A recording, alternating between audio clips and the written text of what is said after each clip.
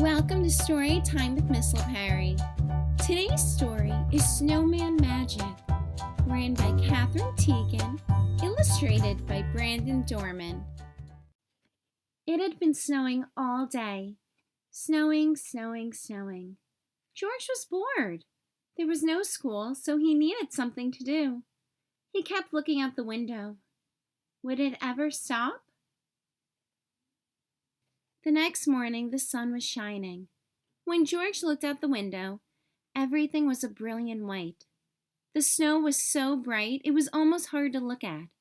If he squinted, he could see it was very deep, and it had drifted high against the slope in his backyard. George put on his warm socks and his snow pants and his flannel shirt. Then he put on his snow jacket, his boots, his mittens, and his hat. He was ready. Outside, the air smelled clean and cold. George plunged into the snow. It was fluffy, but crunchy too. He made a snowball and threw it against a tree. It was very, very quiet. George took some snow and packed it into a small ball.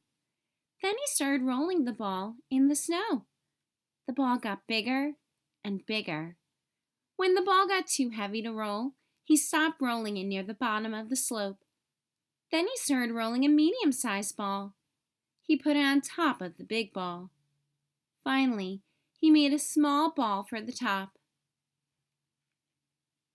George went inside the house and found a scarf in the closet and a carrot in the refrigerator. In the old days, his mother told him people used to take pieces of coal and use them to make eyes. But there wasn't any coal in George's house. So he found 2 buttons and brought them outside with the scarf and the carrot. He carefully pushed the buttons into the small ball near the top. He stuck the carrot in the center. He found a few small twigs and used them to make a mouth. He wrapped the scarf between the top ball and the middle ball, and he found 2 branches to stick into the sides of the middle ball. It was a perfect snowman. George turned his head. He thought he saw the snowman smiling at him. Could it be? "Time for a snack," said George. He went inside. "Time for a snack," said George. He went inside the house and got 2 mugs of hot chocolate and some cookies. He put them on the snow table. "Would you like something to eat?" George asked. "I can't drink hot chocolate," the snowman said, "but a cookie would be nice." It was magic. After their snack, George made a cave tunneling deep into the slope. He piled up snowballs at the entrance. Then he threw a couple at the snowman. The snowman made some snowballs and threw them back at George. His long branch arms helped him throw the snowballs very far. It was hard to say who won the fight, but it was still fun. The snowman chased George around the yard, and then George chased the snowman. The snowman couldn't move that fast, so it was easy for George to sneak up on him. It was starting to get dark. George didn't want to go inside, but his mother was calling him. "Goodbye, snowman," he said. "I will see you tomorrow." George thought he heard the snowman say goodnight.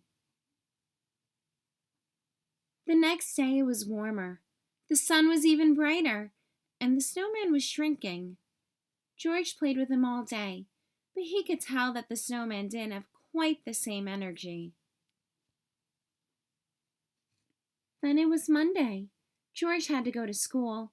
It was another bright, warm day. When he came home, the snowman was almost gone. The scarf and the carrot and the buttons had slid down.